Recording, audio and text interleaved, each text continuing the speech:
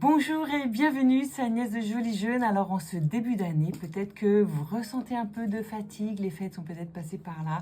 Et moi, je vous propose de parler des intérêts du magnésium. Alors, c'est un macrominéral essentiel et à prendre quotidiennement, plutôt 100 mg par jour quotidiennement et de 6 à 8 mg par kilo par jour en cas de stress chronique ou d'activité physique intense. Une femme de, par exemple, 60 kg peut prendre jusqu'à facilement 500 mg de magnésium par jour.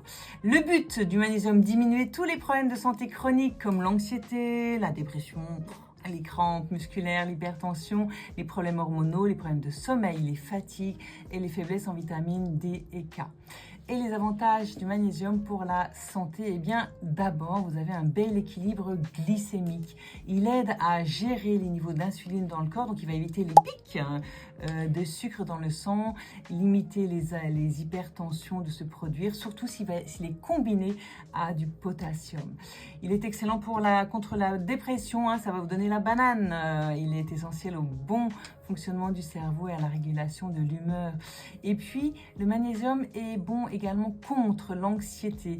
Des études ont montré qu'un régime pauvre en magnésium modifie les types de bactéries intestinales et ce qui modifie la production notamment d'hormones type sérotonine.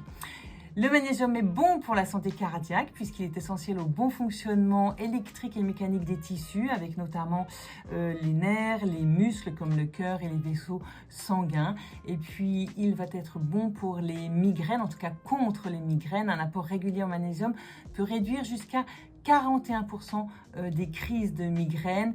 Et du coup, je rebondis sur les symptômes également du syndrome prémenstruel, tels que les sautes d'humeur, les problèmes de rétention d'eau, de dépression, la sensibilité au niveau des seins, les maux de tête, les difficultés de sommeil et les envies de sucre. Le magnésium va être très intéressant. Et enfin, le magnésium est aussi bon pour la puissance cérébrale et une meilleure mémoire de travail, une mémoire à long terme et une plus grande capacité d'apprentissage. Alors avec tout ça, comment faire? Alors, où est-il dans l'alimentation? D'abord, c'est un grand absent de tous les aliments industriels riches en lipides et sucres ajoutés, donc fuyez, mais il est en abondance dans les produits bruts. Alors là, en numéro 1, vous avez l'épinard, mais aussi la blette. Donc là, voici un magnifique conserve de ma belle-mère, merci Christiane, qui me fournit également du magnésium, y compris en hiver. Et puis vous avez bien sûr toutes les graines, le cacao, la banane, encore et encore la banane. Et par exemple, 2 grosses poignées d'oléagineux par jour, plus 2 carrés de chocolat noir, vous donne environ 60% des apports, ce qui est déjà pas mal du tout. N'oubliez pas, le magnésium se prend plutôt en plusieurs prises au long de la journée. Fractionnez vos prises, ça peut être 200 mg le matin, un petit peu le midi et un peu le soir. Et donc, très belle santé et très belle détente. Au plaisir!